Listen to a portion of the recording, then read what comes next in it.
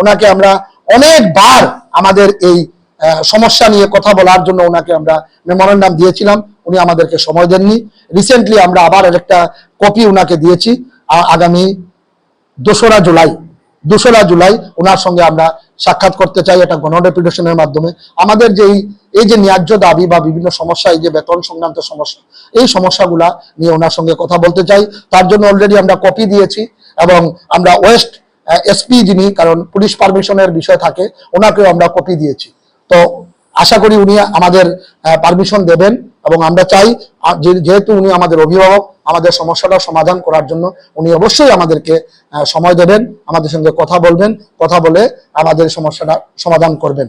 আমরা আগামী 2রা জুলাই আমরা গণডেপুটেশনে মিলিত হতে যাচ্ছি আগামী এই বিভিন্ন সমস্যাগুলো নিয়ে এসপিডি অফিসে। আমরা সর্বশিক্ষা অভিযানে কর্মরত। আমরা প্রতি মাসে যে ভাতাটা পাচ্ছি সেটা হচ্ছে 36,500, আর বছরে 3% ইনক্রিমেন্ট শুধু পাচ্ছি। ওয়ারেস একই কাজ করে যাচ্ছেন এই রাজ্যের নিয়মিত শিক্ষক শিক্ষিকারা, যারা আমাদের সময়ের একই সময়ে নিযুক্ত হয়েছেন। ওনাদের সঙ্গে আমাদের আজকের দিনে বেতনের ফারাক প্রতি মাসে 20 থেকে 22,000 টাকা। তো আমরা যদি এই তথ্যটা একটু বিস্তারিতভাবে বলার চেষ্টা করি, তাহলে এই 7-8 বছরে অর্থনৈতিকভাবে আমরা যারা সর্বশিক্ষা অভিযানে কর্মরত শিক্ষকরা আছি, বিশেষ করে গ্রাজুয়েট, তারা প্রায় 20 লাখ টাকার মতো আমরা অর্থনৈতিকভাবে ক্ষতিগ্রস্ত। যারা আন্ডার গ্রাজুয়েট টিচাররা আছেন, আজকে আমরা সর্বশিক্ষা অভিযানে যারা কর্মরত, ওনারা পাচ্ছেন আজকের দিনে 28,700 টাকা। যারা নিয়মিত শিক্ষক শিক্ষিকা আছেন, যারা আমাদের সাময়িক নিয়োগ হয়েছিলেন, ওনাদের সঙ্গে আজকের দিনে বর্তমানে যদি আমরা হিসেব করি 14 থেকে 15,000 টাকা আমরা বেতন কম পাচ্ছি, অথচ কাজ কিন্তু আমরা সমান করছি। বেশি করছিটা আপনারা বিচার করবেন, বিশ্লেষণ করবেন। তাহলে এই 7-8 বছরে যদি আমি হিসাবটা একটু মিলিয়ে নেই, তাহলে দেখা যায় আমরা যারা আন্ডার গ্রাজুয়েট টিচাররা আছেন আমাদের মধ্যে যারা কাজ করছেন, প্রায় 15 লক্ষ টাকা অর্থনৈতিকভাবে ক্ষতিগ্রস্ত। এর সঙ্গে দেখেন বিগত 5-6 মাস ধরে যে সমস্যাটা নতুন করে একটা দেখা দিল, আগে আমরা প্রতি মাসের 1 তারিখে আমরা যাই বেতন বা ভাতা পেতাম, আমরা প্রতি মাসের 1 তারিখ পেয়ে যেতাম। কিন্তু বিগত 5-6 মাস ধরে যে সমস্যাটা তৈরি হয়েছে, আমরা বেতন প্রতি মাসেই 10 তারিখ, 11 তারিখ, 12 তারিখ, 14 তারিখ এইভাবে বেতনের জন্য অপেক্ষা করতে হয়। আইএস অফিসে ধর্ণা দিতে হয়, ডিও অফিসে ডেপুটেশন দিতে হয়, এসপিডি স্যারের কাছে পারমিশন, এই সংক্রান্ত সমস্যা সমাধানের জন্য ওনাকে চিঠি দিতে হয়। তো আমরা শিক্ষক, আমরা ছাত্রছাত্রীদের পঠন পাঠন নিয়ে আমরা ব্যস্ত থাকব। আমরা যে কাজ করছি সেই কাজের নিরিখে আপনারা যে নির্ধারণ করে দিয়েছেন সরকার, সেই টাকাটাও তো কম পাচ্ছি এবং সেটাও আমরা সঠিক সময়ে পাচ্ছি না। তাহলে কি হচ্ছে, আমরা যারা শিক্ষকতা করছি, আমাদের মানসিক অবস্থার, আমাদের মনের মধ্যে একটা বিরূপ প্রভাব পড়ছে। হয়তোবা যদিও আমরা ইচ্ছাকৃত করে সেটা করব না, যেহেতু আমরা শিক্ষক, হয়তোবা সেটা কোনো না কোনোভাবে সেটা ছাত্রছাত্রীদের উপরেও সেই সমস্যাটা তৈরি হতে পারে। কারণ আমি একজন শিক্ষক, আমার মনটা যদি ভালো না থাকে, আমি যদি সবসময় একটা চিন্তাশীল অবস্থায় থাকি, তাহলে আমি আজকের দিনে একটা লেসন প্ল্যান করব, আগামীকালকে ক্লাসে গিয়ে ছাত্রছাত্রীদেরকে কি পড়াবো। তো আমি যদি মানসিকভাবে বিপর্যস্ত হই, তাহলে সেটা অবশ্যই ছাত্রছাত্রীদের উপরেও প্রভাব পড়ে। তো এটার জন্য যারা নীতি নির্ধারণ করেন, যারা আছেন শাসন ক্ষমতায়, যারা সরকারে আছেন, যারা মুখ্যমন্ত্রী, যারা অফিস আমলা, যারা ব্যুরোক্রেটস আছেন, ওনাদেরও চিন্তা করার বিষয়। কারণ শিক্ষকরা যদি সুখে না থাকেন, শান্তিতে না থাকেন, তাহলে সমাজটা আসলে শান্তিতে থাকতে পারে না। তো আমরা আজকের আপনাদের মাধ্যমে আমরা ওনাদের কাছে আবেদন করতে চাই, রাজ্য সরকারের কাছে আবেদন করতে চাই যে অবিলম্বে আমাদের হাইকোর্টের রায় অনুসারে আমাদেরকে নিয়মিতকরণের যাবতীয় প্রক্রিয়া আপনি দ্রুত কার্যকর করুন এবং যে এসএলপিটা করা হয়েছে সেই এসএলপিটা দ্রুত প্রত্যাহার করুন। এবং এটাও আপনাদের মাধ্যমে আমরা জেনেছি বা দেখেছি, বিগত পবিত্র বিধানসভায় আমাদের রাজ্যের যিনি অভিভাবক মাননীয় মুখ্যমন্ত্রী, উনি কিন্তু বলেছেন আমাদের বিষয়টা যখন বিভিন্ন বিধায়কগণ উঠিয়েছিলেন বিধানসভায়, উনি কিন্তু বলেছিলেন যে আমার তো বিষয়টা সম্পর্কে অত কিছু জানা নেই, আমি একটু খবর নেব। তো মাননীয় মুখ্যমন্ত্রীর কাছে, আমাদের অভিভাবকের কাছে, উনি আমাদের শিক্ষামন্ত্রী তথা মুখ্যমন্ত্রী, ওনার কাছে বিনম্র অনুরোধ করব আমরা আজকের এই সাংবাদিক সম্মেলনের মাধ্যমে, যাতে উনি সময় বার করে এই সমস্যাটা কিভাবে সমাধান করা যায় এবং আমরা যাতে শান্তিতে, সুখে শান্তিতে আমরা যাতে থাকতে পারি এবং পঠন পাঠনে যাতে আমরা সুনির্দিষ্টভাবে আমরা করতে পারি এবং ছাত্রছাত্রীদের যাতে উপকার হয়। পাশাপাশি এটাও বলে রাখি যে এসএলপিটা করা হয়েছে সুপ্রিম কোর্টে, এটা কোর্টেরই সম্ভবত একটা সিস্টেমের মাধ্যমে আমরা একটা জানতে পেরেছি আমরা যে আগামী 30 জুনের মধ্যে লোক আদালতে আমাদের যে কেসটা, এটা এখানে লোক আদালতে পাঠানো হয়েছে। আমাদের এই সমস্যাটা সমাধানের জন্য রাজ্য সরকারকে আবারও একটা সুযোগ দেওয়া হয়েছে। তো আমরা আজকের এই সাংবাদিক সম্মেলনের মাধ্যমে যারাই শাসন ক্ষমতায় আছেন বা যারা প্রশাসনের কর্মকর্তারা যারা আছেন, ওনাদের কাছে আবারও মানবিক আবেদন করছি, আপনারা যেহেতু আরেকটা সুযোগ আপনারা পেয়েছেন, সেই সুযোগটাকে আপনারা কাজে লাগিয়ে আইনের মাধ্যমে যা যা করা যায় আমাদের এই সমস্যাটা সমাধানের জন্য উদ্যোগী হবেন, যাতে আমার এই রাজ্যে 10,323-এর মতো যাতে আর কোনো ক্ষত নতুন করে সৃষ্টি না হয়, সেই দিকে আপনারা অবশ্যই আলোকপাত করবেন এবং অবশ্যই চিন্তা ভাবনা করবেন। সরকার কিন্তু বলছে আমরা কর্মচারী বন্ধন, কর্মচারীর পাশে আছি, শাসন কর্মচারীর সাহায্য করবো বা তাদের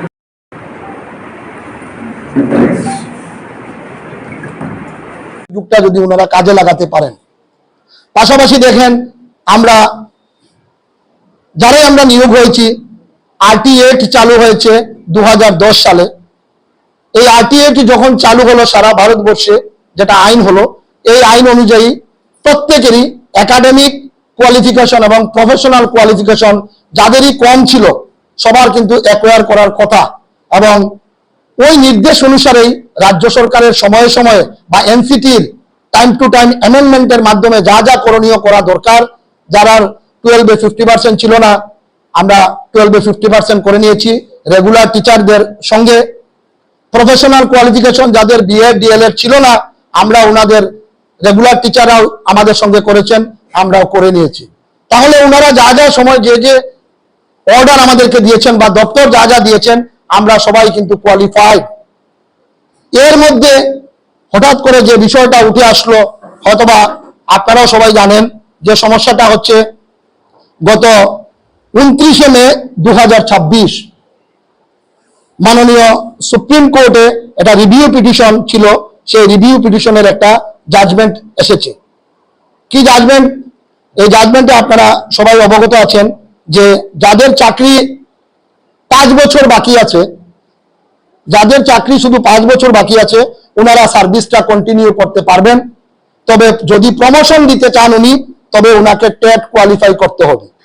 যাদের 5 বছরের বেশি চাকরি আছে তাদেরকে অবশ্যই আগামী 2 বছর অর্থাৎ 2028-এর 31 আগস্টের মধ্যে ওনাদেরকে টেট কোয়ালিফাই করতে হবে। অন্যথায় এই যদি ওনারা কোয়ালিফাই না করতে পারেন, তাদেরকে বিআরএস নিতে হবে, অর্থাৎ চাকরি থেকে স্বেচ্ছায় অবসর নিতে হবে বাধ্য। তো যাই হোক, যেহেতু এটা সুপ্রিম কোর্টের একটা আদেশ, আমরা সেই আদেশকে আমরা যেহেতু কোর্ট ভার্ডিক্ট দিয়েছেন, সম্মান জানিয়ে বলছি যে আমরা সেই আইনকে বিরোধিতা আমরা করছি না, কিন্তু সেই আইনে বা সেই রায়ে কিন্তু আমরা সন্তুষ্ট নই। কেন সন্তুষ্ট নই? আমরা যদি দু তিনটি কথা আপনাদের সামনে বলে রাখি। টেট কি বলা হয়েছে, সেখানে টেট কোয়ালিফাই করতে হবে। তো আমরা যদি একটু বিস্তারিতভাবে আলোচনা করি, what is TET? TET means teacher eligibility test. অর্থাৎ চাকুরিতে যারা, শিক্ষকতার চাকুরিতে যারা ঢুকবেন RT অ্যাক্টের পরে এনসিটি নর্মস অনুসারে, অর্থাৎ তাদেরকে অবশ্যই শিক্ষকতার চাকুরিতে ঢুকতে হলে একাডেমিক কোয়ালিফিকেশন, প্রফেশনাল কোয়ালিফিকেশনের পাশাপাশি এই টেট পরীক্ষায় উত্তীর্ণ হতে হবে। অর্থাৎ টেটটা হচ্ছে টিচার এলিজিবিলিটি টেস্ট। তো আমরা 20 থেকে 25 বছর আমরা চাকরি করছি, বা আমার এই রাজ্যের যারা পুরনো শিক্ষক গুরুজন যারা আছেন, গুরুজি যারা আছেন, যারা শিক্ষকতা করছেন, তাহলে এই যে 20 থেকে 25 বছরের শিক্ষাদান করছেন, শিক্ষা জগতের সঙ্গে জড়িত, তাহলে কি ওনারা টিচার নন, উনাদেরকে কি টিচার এলিজিবিলিটি টেস্ট দিয়ে তাদেরকে আবার যোগ্যতা প্রমাণ করতে হবে? তো এটা একটা ভাইটাল প্রশ্ন। তো এটা শিক্ষক সমাজের উপরে একটা জোর করে আমি মনে করি এটা চাপিয়ে দেওয়া। শিক্ষকরা ভদ্র, শিক্ষকরা নম্র, শিক্ষকরা সব জায়গায় কথা বলেন না, তো শিক্ষকদের উপরে আমি এটা চাপিয়ে দিই।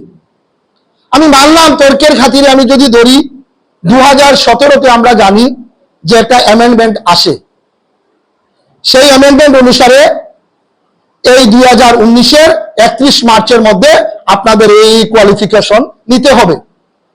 তো আমরা দপ্তর সময়ে সময়ে যা যা নির্দেশ দিয়েছেন আমরা সেইভাবে একাডেমিক কোয়ালিফিকেশন এবং প্রফেশনাল কোয়ালিফিকেশন আমরা অ্যাকোয়ার করে নেই, 100% আমরা অ্যাকোয়ার করে নিয়েছি। তাহলে আজকের দিনে যে আইনটা নতুন করে আমার উপরে চাপানো হলো, সেই দোষটা কি শিক্ষক সমাজের না শিক্ষকদের? যদি আমরা প্রশ্ন করি এইভাবে, আজকে যারা পুলিশ প্রশাসনে কাজ করছেন, আজকে যারা ডাক্তারি করছেন, চিকিৎসকগণ দীর্ঘদিন ধরে কাজ করছেন, আজকের দিনে যদি ওনাদেরকে বলি যে আপনার ডাক্তারি সার্টিফিকেটটা ভ্যালিড তখনই থাকবে যদি আপনি নিট পরীক্ষায় উত্তীর্ণ হন। আমরা যদি ঠিক এইভাবে যারা আজকে পুলিশ প্রশাসনে কাজ করছেন, আমি ব্যুরোক্রেটস বা অন্যদের কথা বলছি না, উনি আজকে থেকে 20 বছর আগে উনি 2 কিলোমিটার দৌড় দিয়েছেন 5 মিনিটে 10 মিনিটে দিয়ে যোগ্যতা পরীক্ষা নিরীক্ষা করে উনি চাকুরিতে ঢুকেছেন। আজকে 20 বছর পরে উনাকে যদি বলা হয় আপনাকে আবার ওই 5 মিনিটে 5 কিলোমিটার দৌড়ে পাস করতে হবে, তো এটা কিভাবে মেনে নেব? এটা একটা প্রশ্ন, সবার মনে একটা প্রশ্ন। তো যাই হোক, যে কেন দিচ্ছেন না, হাইকোর্টের দুইবার রায় হলো, কেন আমরা নিয়মিতকরণ হচ্ছে না বা কেন আমরা বঞ্চিত, এটা উত্তরটা। সম্মেলনে উপস্থিত সমস্ত সাংবাদিক বন্ধুদ্বয় সকলকে আমাদের সংগঠনের পক্ষ থেকে অসংখ্য অসংখ্য দেখেন, আপনাকে সম্মানের সহিত বলছি, কারণ প্রশ্নটা সমস্যাটা আমাদের। আপনাদের মাধ্যমে এই রাজ্যের যারা সরকারে আছেন অর্থাৎ শাসন ক্ষমতায় আছেন ওনাদের কর্ণগোচরে যাবে এবং এই রাজ্যের জনগণের কাছেও আমরা এই বার্তাটা আপনাদের মাধ্যমে পৌঁছে দিতে চাই। বন্ধুগণ, আমরা শিক্ষক, আপনারা জানেন আমরা যারা সর্বশিক্ষা অভিযানে কর্মরত, বর্তমানে যেটা সমগ্র শিক্ষা অভিযান, 2004 সাল থেকে আমরা এই রাজ্যে আমরা বিভিন্ন বিদ্যালয়ে কর্মরত আছি। আমাদের মধ্যে কেউ আন্ডার গ্রাজুয়েট আছেন, কেউ গ্রাজুয়েট আছেন। এই সংখ্যাটা আজ অবধি যেটা দাঁড়িয়েছে, আমাদের মধ্যে সংখ্যাটা হচ্ছে প্রায় 4100 জনের মতো আমরা সারা ত্রিপুরা রাজ্যে বিভিন্ন বিদ্যালয়ে আমরা কর্মরত আছি। আজকের এই সাংবাদিক সম্মেলনের মাধ্যমে আমরা কয়েকটা দাবি আপনাদের সামনে তুলে ধরছি এবং এগুলির বিস্তারিত আলোচনাও আপনাদের সামনে আমি রাখছি। প্রথম দাবিটা হচ্ছে, মাননীয় ত্রিপুরা উচ্চ আদালতের রায় অনুসারে এসএসএ শিক্ষকদের নিয়মিতকরণের প্রক্রিয়া দ্রুত কার্যকর করতে হবে। 2, সুপ্রিম কোর্টে এসএসএ শিক্ষকদের বিরুদ্ধে রাজ্য সরকারের দায়েরকৃত মামলা তথা এসএলপি অবিলম্বে প্রত্যাহার করতে হবে। 3, প্রতি মাসের 1 তারিখেই যাতে আমাদের বেতনটা প্রদান সুনিশ্চিত হয় সেটা সুনিশ্চিত করতে হবে। আরেকটা জ্বলন্ত সমস্যা যেটা সেটা বলছি, টেট বাধ্যতামূলক সংক্রান্ত সমস্যা স্থায়ী এবং ন্যায্য সমাধান করতে হবে। মূলত এই বিষয়ের উপরেই আমরা আলোকপাত করার চেষ্টা করছি। আপনারা জানেন আমরা যখন চাকরিতে আমরা নিযুক্ত হই, ত্রিপুরা সরকারের তৎকালীন যে নিয়োগ নীতি ছিল সেই নিয়োগ নীতির নিরিখেই আমরা কিন্তু বিভিন্ন বিদ্যালয়ে আমরা কর্মরত হই এবং ওই সময়ের যে নিয়োগ নীতি ছিল, যা ক্রাইটেরিয়া ছিল, সব ক্রাইটেরিয়া মোতাবেকই আমাদের নিয়োগ নীতি মাধ্যমে আমাদের চাকরি হয়। কিন্তু বিভিন্ন সময় দীর্ঘদিন চাকরি করার পরও আমরা নিয়মিত শিক্ষক শিক্ষিকাদের মতো সমস্ত সুযোগ সুবিধা পাইনি। যার কারণে 2015-তে একটা মামলা হয়, এটা আপনারা সবাই জানেন। তার পরিপ্রেক্ষিতে দুইবার আমাদের ত্রিপুরার হাইকোর্ট আমাদের পক্ষে রায় প্রদান করেন এবং আমাদেরকে নিয়মিত করার জন্য রাজ্য সরকারকে নির্দেশ দেন। কিন্তু বড়ই পরিতাপের বিষয়, আমরা দেখি রাজ্য সরকার এই মামলা বিরুদ্ধে গিয়ে সুপ্রিম কোর্টে ওনারা এসএলপি করেন এবং সেটা এখনো সুপ্রিম কোর্টে বিচারাধীন অবস্থায় আছে। আপনাদের একটু হিসেবটা দিয়ে দেই। আমরা প্রথম যখন চাকরিতে ঢুকি, তার পরবর্তীতে ধাপে ধাপে আমরা রাজ্য সরকারের কর্মচারীরা যেভাবে DA, CA, HRA, medical allowance যাবতীয় সবকিছু আমরাও পেতাম। কিন্তু 2018 সাল থেকে আমরা এইগুলি আর পাচ্ছি না। এই না পাবার কারণে আজ অবধি যে সমস্যাটা, অর্থনৈতিক যে সমস্যাটা তৈরি হয়েছে, সেটা আমি একটু তথ্য দিয়ে আপনাদের সামনে তুলে ধরছি। হবে সমাধানের রাস্তা নিশ্চয়ই আছে, সেই সমাধান কারা করবেন? সেই সমাধানের জন্য যারা ক্ষমতায় আছেন, যারা প্রশাসন চালাচ্ছেন, সেটা আমার রাজ্য সরকারই হোক, সেটা কেন্দ্র সরকারই হোক, ওনাদের চিন্তা করতে হবে। এই রায় যদি কার্যকরী পুরোপুরি হয়ে যায়, সারা ভারতবর্ষের 25 থেকে 30 লক্ষ শিক্ষকের স্বেচ্ছায় অবসর নিতে হবে। অনেকে বলছেন বিভিন্ন সময়ে, মাস্টার মশাই আপনাদের টের দিতে আপত্তি কোথায়? আপনারা তো যোগ্য, তাও টের দিন না। আমি তাদের উদ্দেশ্যে বলছি, সম্মানের সঙ্গে, বিনম্রের সঙ্গে, টেট দিতে মাস্টার মশাইরা কোথাও কোনো সময় ঘাবড়ান না। প্রশ্নটা হচ্ছে আত্মসম্মানের। আমাদের আত্মসম্মানে আঘাত করা হয়েছে। আজকের দিনে 20 থেকে 25 বছর দাঁড়িয়ে আমার মাস্টার মশাইরা যারা চাকরি করছেন, অভিজ্ঞতা নিরিখে আজকে যারা প্রশাসনের বিভিন্ন দায় দায়িত্বে বসে আছেন, বিভিন্ন মন্ত্রী পদাধিকারীরা যারা বসে আছেন, ওনারাও কোনো না কোনো গুরুর কাছ থেকে শিক্ষা নিয়ে কিন্তু আজকে ওই জায়গায় এসেছেন। আর আজকে ওই মাস্টার মশাইকে যদি আমরা বলি যে আজকে আপনাকে পরীক্ষা দিয়ে আবার যোগ্যতা প্রমাণ করতে হবে, কেন হবে এই অমানবিক আইন? তাহলে কিভাবে সংশোধন করতে হয় সেটার জন্য ভাবতে হবে। বাবার জন্য কারা আছেন? বাবার জন্য আমার রাজ্যের সরকার আছেন। রাজ্য সরকার এই বিষয়টা গভীরভাবে বিশ্লেষণ করবেন, কারণ আগামী দিন যদি এটা লাগু হয়, আমার ত্রিপুরা রাজ্যের আপনাদের তথ্য অনুযায়ী, আপনাদের বিভিন্ন সময়ের সাংবাদিক বন্ধুদের তথ্য অনুযায়ী যেটা জানতে পারলাম, প্রায় এই রাজ্যের 15,000-এর মতো শিক্ষকদের চাকরি অনিশ্চয়তা দেখা দেবে। আমার এই ছোট্ট রাজ্য যদি 15,000-এর মতো শিক্ষকদের চাকরি আগামী দিন অনিশ্চয়তার মধ্যে পড়ে, সরকারি শিক্ষা ব্যবস্থা কোথায় গিয়ে দাঁড়াবে? এটা ভাবার বিষয়। সরকারি শিক্ষা ব্যবস্থার উপরে বিশাল বড় একটা সমস্যা চলে যাবে।